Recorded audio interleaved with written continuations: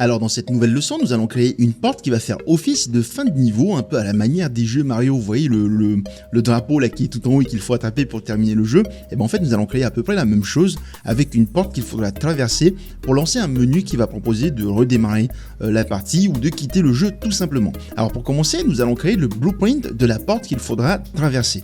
Donc je vais appuyer sur CTRL espace, je vais aller dans le dossier Core, ici je vais faire un clic droit, je vais faire un nouvel acteur, donc Blueprint Class. Je vais choisir la classe Actor et je vais appeler ça BP. Alors c'est juste derrière moi, donc je me mets à gauche. Underscore goal door. Ok, goal door. Voilà. Ici, hop. Si je fais ça, voilà, la goal door, la porte de la victoire. Donc je vais ouvrir ça. Et ici, dans un premier temps, ce que je vais faire, c'est que je vais ajouter une box collision. Donc add collision. Et je vais prendre Box Collision, ce truc-là. Le Box Collision, je vais le placer dans le route. Ensuite, je vais venir dans Collision Presets sur la droite.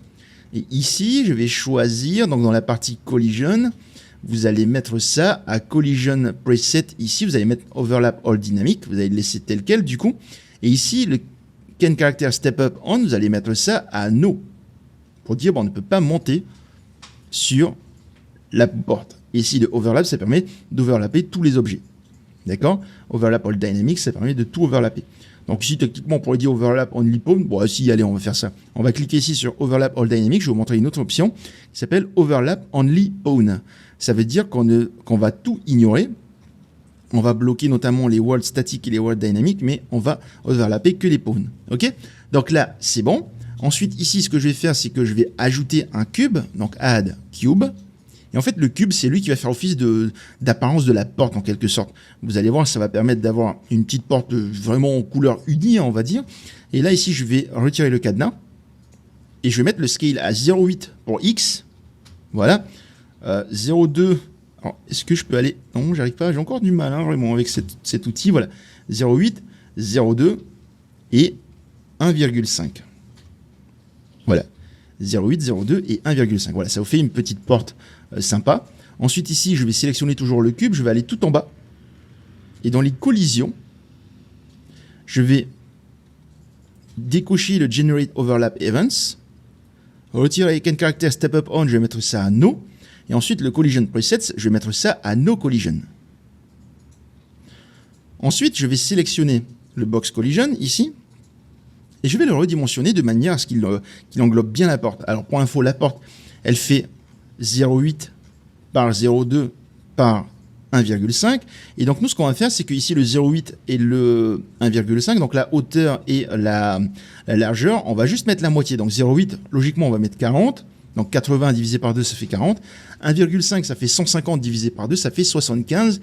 Et le Y, on va agrandir légèrement. Donc ici, je vais venir dans le box. Là, je vais mettre ça à 40. Voilà, pour coller au 80 du X. Vous voyez que là, du coup, la porte est bien englobée par la box collision. Ensuite, le Y, je vais mettre ça à 30. Donc là, ici, c'est cet espace-là qu'il y a sur les côtés. C'est juste histoire de dépasser légèrement pour que le player puisse entrer en contact avec ça. Et enfin, le Z, je vais mettre ça à 75 pour que ça englobe la porte en hauteur. Donc là, c'est bon, je compile, je sauvegarde et maintenant, il me faut un material. Donc nous, la porte, on va la mettre de couleur vert foncé. Donc je pèse sur CTRL espace, je vais aller dans le Material Library et ici, on avait créé le M Lighter Green. Bon, on va le sélectionner, on va faire CTRL D pour le dupliquer et on va l'appeler M underscore Dark Green. Je vais l'ouvrir et ici, pour rappel, on a le Material Parameter Collection. Donc je vais sélectionner ça. Je vais changer ça comme couleur, je vais mettre ça à M Dark Green, celui-là. Voilà, ça va changer la couleur de la porte. Je vais sauvegarder. Je vais fermer le matériau. On va revenir dans le code de la porte. Je vais sélectionner le cube. Et ici, je vais lui assigner notre nouveau matériau. Je vais choisir le M Dark Green. Et voilà. Donc là, la porte a une apparence vert foncé. Et maintenant, on va pouvoir passer à la création du menu de fin. Alors le menu de fin, ça va être le menu qui va être affiché à l'écran, qui va proposer de quitter le jeu ou de le redémarrer. Et donc ici, je vais venir déjà faire un clic droit, faire du nettoyage, Close Other Tabs. Je vais appuyer sur CTRL espace. Je vais aller dans le dossier je vais aller dans le dossier The Mad Scientist ici, et je vais créer un nouveau dossier. Donc, depuis le début, je vous montre pour créer un dossier, on fait clic droit et New Folder. Vous avez une autre astuce, vous pouvez appuyer sur CTRL, Maj et N, et ça va vous créer un nouveau dossier. C'est un raccourci qui fonctionne également sur Windows. Donc ici, je vais appeler ce nouveau dossier UI, User Interface, pour interface utilisateur. Je vais ouvrir ce dossier. Tiens, je vais faire un clic droit d'ailleurs ici, Add to Favorites, pour l'ajouter aux favoris. Je vais faire un clic droit, et on va changer sa couleur, juste histoire de mettre une couleur qui va être sympa. Tiens, allez, une couleur de la palette, n'importe laquelle, voilà, UI. Au moins, ça va être accessible facilement ici. Et là, je vais faire un clic droit et nous allons créer un nouveau widget Blueprint. Donc, je vais venir ici, User Interface, Widget Blueprint. Je vais choisir le User Widget ici et je vais appeler ce nouveau widget Blueprint WBP underscore menu underscore endgame. WBP menu endgame. Je vais ouvrir ça. Et donc, pour ceux qui ne connaissent pas les widgets Blueprint, pour information, ça permet de créer des widgets qu'on peut afficher à l'écran pour définir des menus tout simplement. Donc ça fonctionne en deux parties. On a le designer qui permet de designer l'interface et la partie graph où on va aller juste après qui va permettre de connecter justement la partie des designers avec le graph. C'est-à-dire que ici nous allons ajouter un bouton par exemple et c'est là dans le graph que nous allons dire ce bouton si tu le presses tu quittes le jeu. D'accord? Donc ici c'est bon. Je vais venir donc peupler cette partie-là. Donc là je vais dans un premier temps ajouter ce qu'on appelle un canvas. Donc je vais venir chercher dans la partie panel. Vous avez canvas, c'est un canevas. Je vais le prendre et je vais le glisser ici dans la hiérarchie. Ça va ajouter les dimensions de l'écran directement là. Ensuite, la deuxième chose que je vais faire, c'est que je vais venir tout en haut, je vais choisir un texte. Ce texte-là, je vais le glisser dans le level. Voilà. Et je vais commencer à le modifier. Alors ce texte-là, je vais mettre comme texte ici Thanks for playing. Donc merci d'avoir joué. Ensuite ici, je vais cocher Size to Content pour qu'en fait ce cadre-là soit automatiquement redimensionné en fonction du texte. Parce qu'en fait, ce qu'il faut savoir, c'est qu'ici, vous voyez, lorsque vous allez positionner le texte, on va le positionner en fonction du cadre. Et donc, on s'en fout de la taille du texte. Nous, on veut dire, écoute, je veux que tu prennes en compte le texte comme étant la taille du cadre. Donc ici, je vais venir dans Size to Content, je vais cocher ça. D'accord? Ensuite, ici, je vais venir chercher le point d'ancrage et je vais dire, écoute, tu vas ancrer ce truc-là tout en haut. Donc cette partie-là. D'accord? Vous voyez que la fleur, du coup, est accrochée ici. J'en ai parlé dans ma première formation. La fleur, ça permet de définir le point d'ancrage. Où est-ce que ça va être accroché? Ensuite, ce que je vais faire, c'est que ici, l'alignement, je vais mettre à 0,5 pour dire que, écoute, sa position est calée par rapport à son centre, la position du texte. OK? Et enfin, je vais venir ici dans la position X, je vais mettre ça à 0. Vous voyez que du coup, il est centré par rapport à la fleur. OK? Donc si je mets la fleur comme ça, il est centré ici. Et en plus de ça, la position en Y, je vais mettre ça à quelque chose comme 150. Voilà. Thanks for playing. Merci d'avoir joué. Et ensuite, ici, je vais venir tout en bas et vous avez font. Donc la font, c'est genre la police. Donc font family, ici, je vais sélectionner. Vous voyez que du coup, on a le font Game Over qui apparaît. Donc le font Game Over, pour info, c'est celui qui est dispo ici. Si vous allez dans le dossier A, c'est celui-là. Font Game Over, donc c'est la police customisée qui venait avec l'archive des ressources de la formation. Donc ici, donc je reprends le texte, le font, je vais venir choisir le font Game Over. Voilà. Vous voyez que pour le coup, c'est devenu un petit peu petit, donc on va redimensionner ça. Je vais venir dans Size ici, je vais mettre ça à 250. Voilà, ça va agrandir tout ça, ça va donner... Vous voyez que du coup, la font, ça donne un effet rétro. Thanks for playing. Et ensuite, on va choisir la couleur ici, donc la color and opacity. Alors, peut-être que vous ne l'avez pas fait comme moi plus tôt. Donc ici, si vous cliquez là, normalement, vous avez l'ensemble des couleurs de la palette que j'avais stocké plus tôt. Si vous les avez, vous allez cliquer du coup sur Lighter Green, donc la couleur la plus claire du vert, celle-là. Sinon, vous allez faire CTRL espace. Vous allez ouvrir la palette. Vous allez la réduire ici. Comme ça, là. Et ensuite, vous allez sélectionner le texte. Vous allez cliquer là. Et là, vous allez prendre la pipette pour prendre cette couleur-là. Celle-là. Et vous cliquez sur OK. D'accord? Donc ça va être la couleur Thanks for playing. Donc là, nous avons fini le texte Thanks for playing. Et maintenant, nous allons ajouter nos deux boutons. Nous allons ajouter un bouton qui va permettre de redémarrer le jeu et un bouton qui va permettre de le quitter.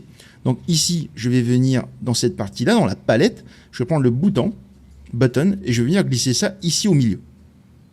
Donc ce bouton-là, c'est un bouton qu'on va vouloir manipuler de l'autre côté dans le graphe. Donc ici, on va juste le mettre, on va dire que c'est une variable qui va être utilisable de l'autre côté en venant cocher ici. isVariable. Et là, on va la renommer, donc la faire pour que ce soit plus facilement utilisable. Je vais appeler ça restart btn pour button. Restart btn pour button. Donc ici, je vais prendre ensuite un texte parce que justement les boutons tels quels, en fait, c'est juste un bouton, il n'y a rien d'autre. Et en fait, on peut lui ajouter un texte à l'intérieur en venant chercher ici le texte. Et ensuite, vous venez le glisser ici dans le restart button, là tout en bas. Glisser, voilà, vous voyez qu'il y a le cadre bleu qui apparaît, je vais le lâcher.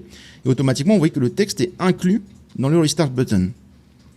Donc là, je vais prendre le texte.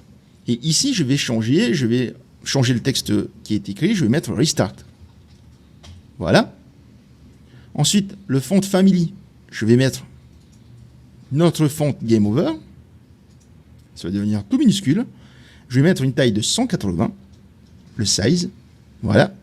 Et la couleur, on va aller chercher la couleur grise. Donc la couleur grise qui est disponible dans la palette. Donc je vais la réouvrir pour tous ceux qui ne l'ont pas fait plus tôt, là, qui n'ont pas stocké les couleurs. Je vais venir ici, donc je vais sélectionner le texte. Et là, je vais choisir ce truc-là. Je vais prendre la pipette et je vais venir chercher la couleur grise, celle-là. Je clique sur OK. C'est bon, je peux fermer ça. Et donc, on a bien le restart qui a la bonne couleur. Donc, maintenant que ça c'est fait, je vais revenir sur le bouton. Donc, je vais sélectionner le bouton ici. Et là, je vais cocher Size to Content, cette partie-là. Ça va permettre de redimensionner le bouton en fonction de son contenu, un peu comme ce qu'on a fait ici, vous voyez. Donc là, ça va redimensionner en fonction du texte restart. Voilà.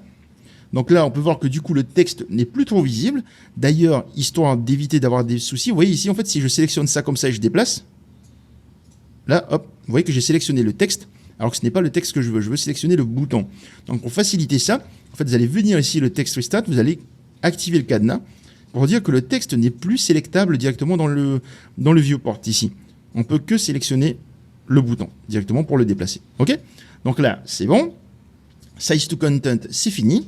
Et ensuite, je vais, tout en ayant le bouton de sélectionner, cette fois-ci, je vais venir ici dans l'alignement. Je vais dire pareil, sa position est définie par rapport au centre en mettant 0,5 et 0,5. Ensuite, l'ancrage, ici, je vais le mettre en haut. Et sa position, je vais mettre en X une valeur de 0, en Y une valeur de 350. Et là, ce qui est cool, c'est que vous voyez le bouton, bon, il est un peu moche pour le coup, si on l'affiche comme ça, c'est pas très joli. Et donc moi, ce que je vais faire, c'est que je vais rendre le bouton transparent pour qu'il y ait juste le texte restart. Et quand on clique dessus, et ben en fait, ça va appuyer sur le bouton. Comment est-ce qu'on va faire ça? Vous allez sélectionner le bouton, et là, vous allez sur Background Color, cette partie-là. Vous allez cliquer dessus. Et là, en fait, l'alpha, ça représente la transparence. Si c'est 0, c'est transparent. Si c'est 1, c'est opaque. Donc, je vais mettre ça à 0. Je vais mettre ça à 0. Et là, vous voyez que le bouton a disparu. Donc, je clique sur OK. Et du coup, le bouton est toujours là. Je peux le sélectionner, je peux cliquer dessus, il n'y a pas de souci. C'est juste qu'il est transparent. Et donc, ça donne un effet, vraiment un texte sur lequel on peut cliquer. Donc, ça, c'est bon. Et maintenant, nous allons faire le bouton quitter. Donc, on ne va pas tout refaire de 0. On va faire les feignants. On va sélectionner le Restart Button ici. Et je vais appuyer sur CTRL-D pour le dupliquer. Voilà, ça va me créer un nouveau bouton Restart. Je vais appuyer sur F2 pour le renommer. Et là, je vais l'appeler Quit. Q-U-I-T BTN. Quit Button, le bouton pour quitter. Ensuite, je vais sélectionner le texte. Et là, le texte, je vais changer. Je vais mettre ça à Quit Game. Voilà. Ensuite, ici, je vais resélectionner le bouton. Et cette fois-ci, je vais venir mettre les coordonnées ici. Donc la position en X, 0, 0. Je vais mettre 0 et 500. Et voilà. Et donc là, du coup, maintenant, nous avons le texte qui apparaît. Alors, tant qu'à faire, on va tout mettre en français. C'est plus simple, hein, ça va être plus joli. Thanks for playing. Je vais mettre ici. Merci d'avoir joué. Voilà.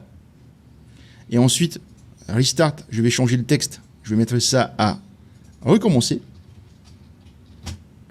Et enfin, le quitter, quit game, je vais mettre ça à quitter. Voilà. Au moins, c'est plus clean. Donc là, c'est bon, je compile. Et maintenant que le design est terminé, on va pouvoir coder la logique qui va permettre de recommencer le jeu quand on clique sur recommencer et quitter le jeu quand on clique sur quitter. Donc je vais venir dans le graphe, ici. Et donc là, on n'a pas besoin de ces événements, donc je vais les supprimer. Et là, je vais sélectionner dans un premier temps mon Restart Button. Je vais le sélectionner ici. Et là, je vais venir choisir onClicked pour dire je veux un événement, je veux faire quelque chose lorsque je vais cliquer sur le bouton. Donc onClicked Restart BTN.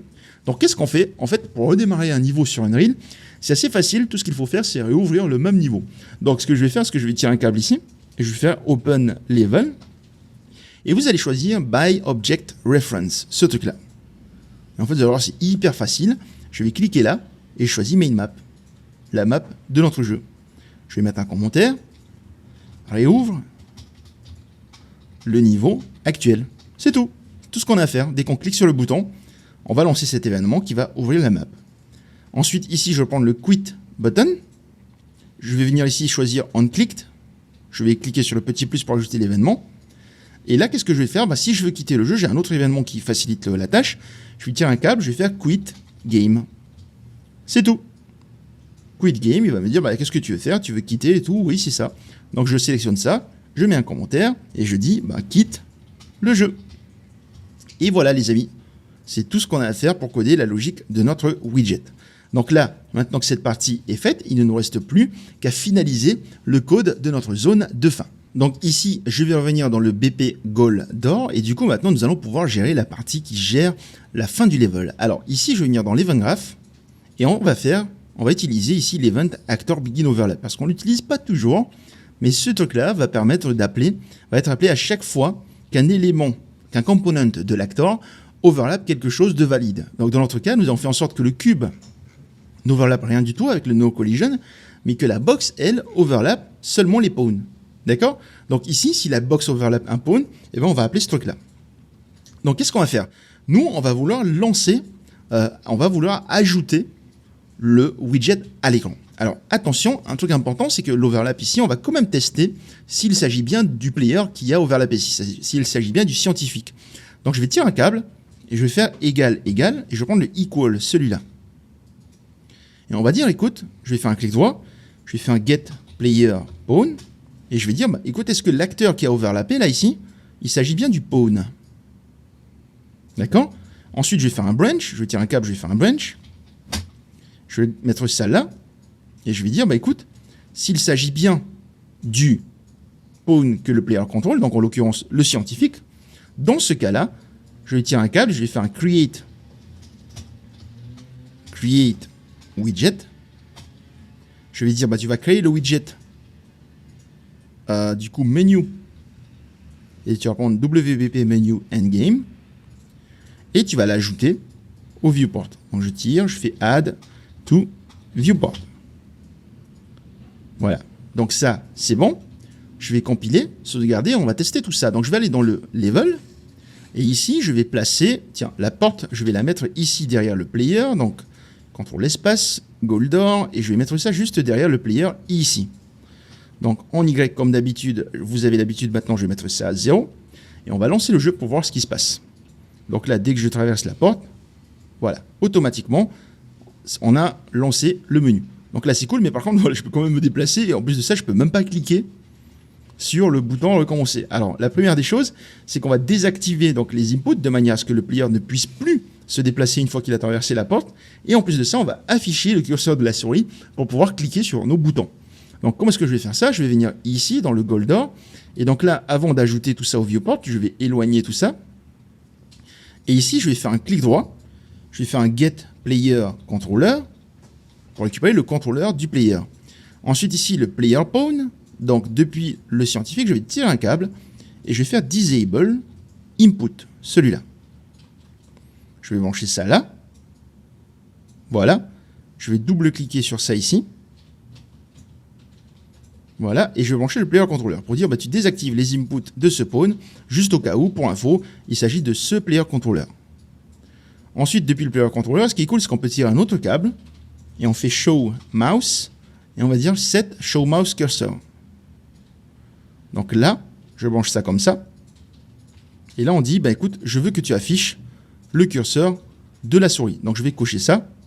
Et là, je vais brancher ce truc-là. Je branche ça ici, comme ça. Donc je vais mettre un commentaire. Dès que le player traverse la porte, on lance la séquence de fin. Donc là, c'est bon. Pour rappel, du coup, si c'est le player qui overlap, on va désactiver ses inputs, il ne va plus pouvoir bouger.